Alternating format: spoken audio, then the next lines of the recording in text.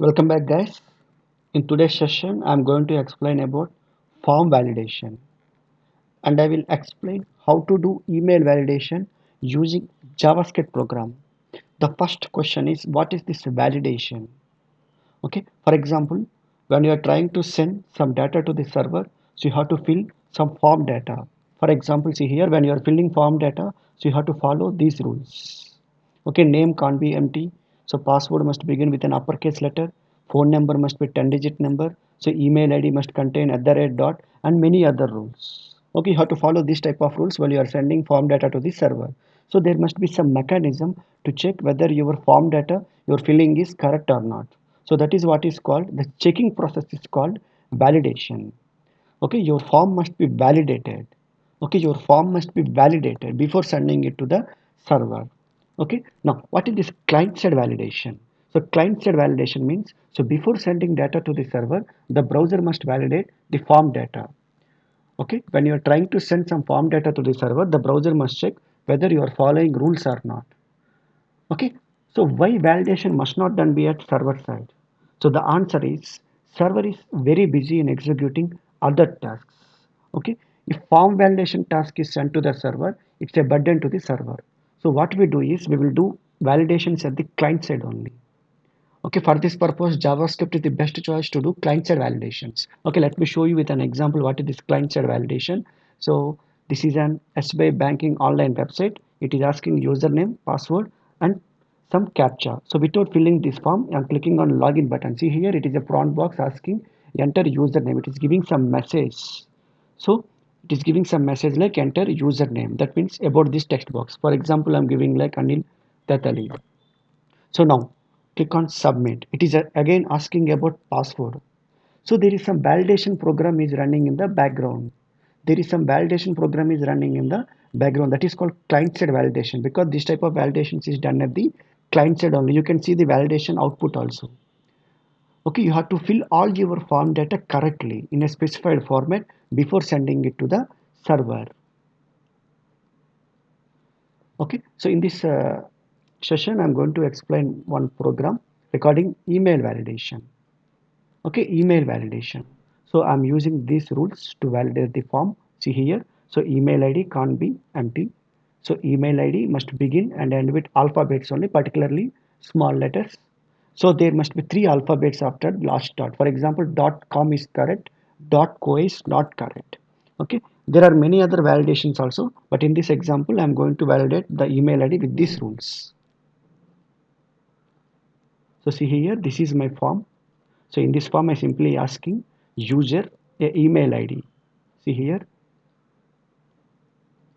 So I'm asking email ID. The user will enter email ID. So the first rule is, so email ID can't be empty. See here, submit. So it is showing like email ID can't be empty. So for this purpose, so I have to write logic in the script tag. Okay, first of all, I have to retrieve the value from this text box. Okay, text box name is EID. Okay, so document dot f1 dot eid dot value. So see here, so where str equal to document dot f1 dot eid dot value, that means text box value will be copied to str. Now str value will be checked. See here, if str equal to null, then alert. See here, str equal to null, then alert email id can't be empty. That is what you are seeing on the screen. See here, submit email id can't be empty. Okay, now second rule is, email id must begin with only or end with only small letters, alphabets only. For example, see here, so let me give underscore the rate gmail.com. It's an invalid email id. Okay, or I will give like at the rate gmail.com at the rate. So it's an email ID. It's an invalid email ID because last character is at the rate, not character. Okay, let me give another example. akrtatali@gmail.com. So according to my rules, so starting letter, ending letter must be small letters only. See here, submit. It's showing invalid email ID. So this type of validations I must be done on this text box.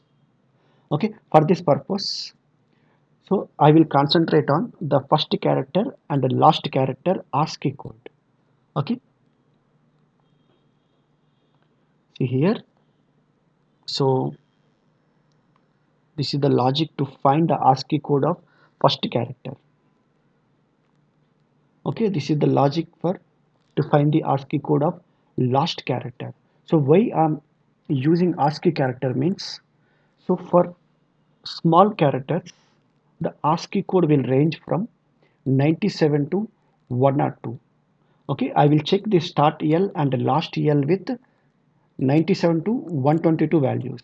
If it is 97 to 122 values, no issue. If it is not 97 or 122, then I will display a message like invalid email ID.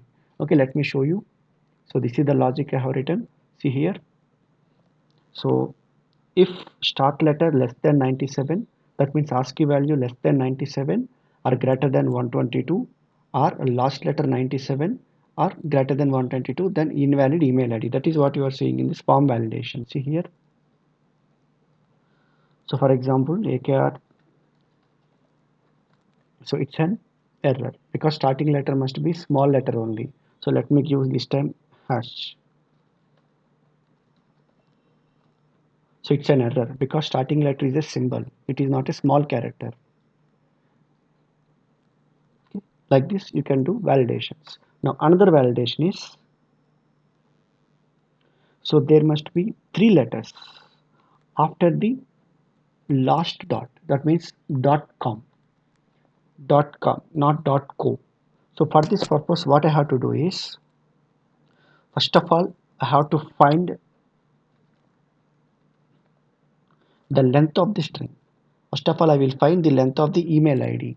Then I will check dot position plus 3 value to the string length. If it is equal, no issue. Otherwise, problem. See here. For example, let me give you another example. So AKR at the rate gmail.com. See here how many characters are there. 1, 2, 3, 4, 5, 6, 7, 8, 9, 10, 11, 12, 13. So total 13 characters. Total 13 characters.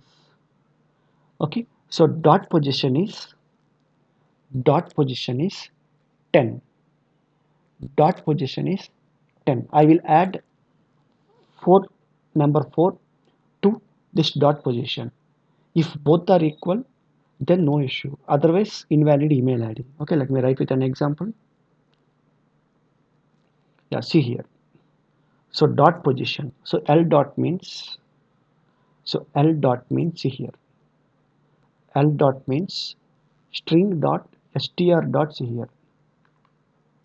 Str dot last index of dot. So in your email ID, so it will check for last dot position. Last dot position. See here. Last dot position is this one. Okay, and I will add 4 to this last dot position, or I will subtract 4 from the string length. If both are not equal, then it is an invalid email ID. Hope you understand. Dot is equal to string length minus 4, then it is an invalid email ID. Okay, let me check it. So for example, AKR Tatali at the rate gmail.co. So not 3 digits, 2 digits. So it's an error. Okay, let me give another example.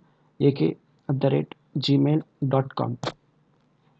It's an error because after dot 5 symbols are there, 5 characters are there. Okay, so at the rate, it is also an error. Okay, because last character is not a character, it's a symbol.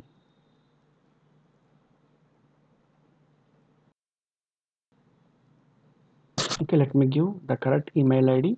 Okay, for example, abc kumar at the rate gmail.com. So no issue. Okay, like this you can validate the email ID. Not only email ID, you can also validate phone numbers, you can also validate text box, you can also validate your first name, last name. The only thing you have to do is, first of all, you have to retrieve the text box value like this. Okay, then you have to start your validations based on your rules. Okay, thank you.